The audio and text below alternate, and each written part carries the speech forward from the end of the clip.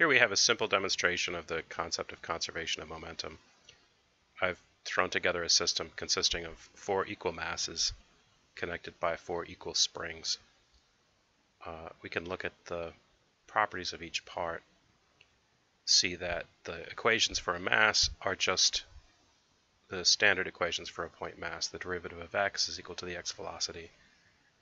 The acceleration of x, the time derivative of its velocity, is equal to a force divided by a mass. That's F equals ma right there.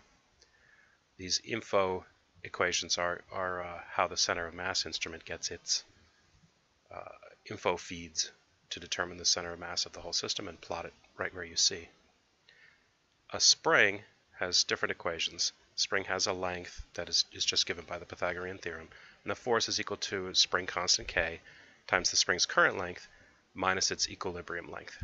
The equilibrium length is set to 1 meter, which is the actual separation at start, and the spring constant we've made 0.25 newtons per meter. You can change all these values anytime. Let me run it just as is first. Takes a moment to solve, and then it moves. One of the masses has a trace line behind it, so you can see kind of a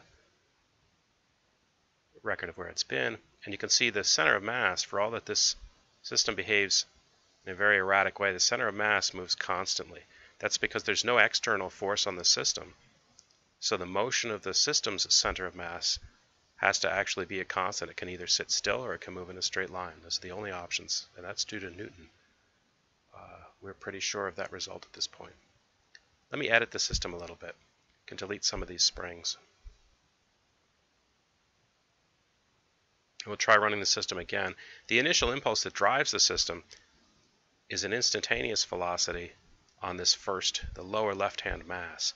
Has a velocity in the x direction that is initially 50 millimeters per second. Sounds slow, but doesn't really matter. We can scale the window however we like. And we'll see what happens when we've separated the system by deleting springs. The center of mass still moves smoothly. Center of mass still is a constant, moves at a constant velocity. That's because there are still no external forces on the system. So it's the center of mass of all 4 masses, even though they're disconnected from each other. So conservation of momentum is a theorem that has broad applicability. If I do apply an external force, let's add a component. I'll add a stationary anchor that does not move and whose mass is infinite and not included in the center of mass calculation. And I will tie that, we'll use a spring, which really represents a force. It doesn't represent necessarily a mechanical spring, it represents a force. We'll connect the spring from the anchor to any member of our system. It doesn't make any real difference.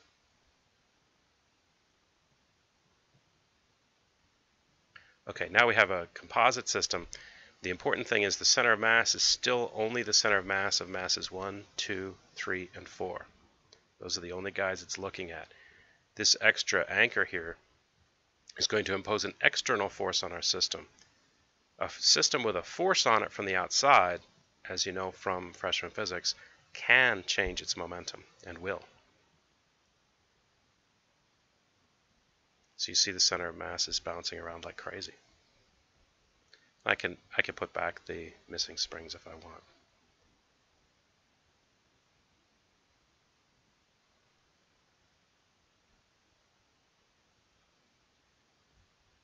And rebuild the system as it was in the beginning, only with this external force. This could be, depending on what component we use, could be a gravitational field, could be all kinds of different things. Now we had the component property, the default property for K is 1, and we had 0.25 newtons per meter spring constant to begin with. I'll replace that, although it doesn't change the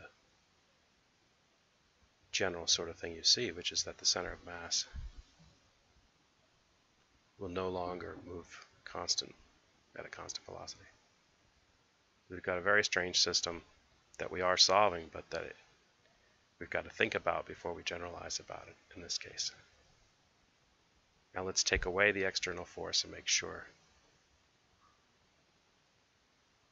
that conservation of momentum is still operating.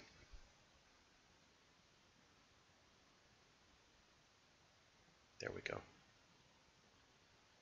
So just as one individual mass here would move in a straight line if it had no external forces on it, the whole system does the same thing.